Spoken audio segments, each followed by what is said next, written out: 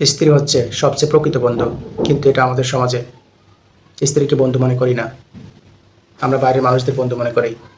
আপনার বিপদকালীন সময় সবচেয়ে বেশি কাছে থাকে আপনার স্ত্রী, এবং সবচেয়ে বেশি কষ্টও পায় তিনি।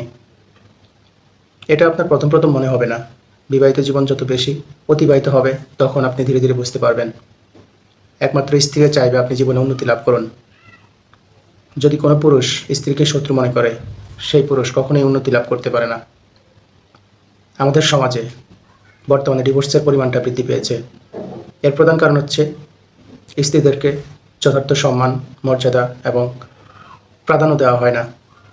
স্ত্রীরা হচ্ছে পোষা প্রাণীর মতো, যেখানে আদর পায় সেখানেই চলে যায়।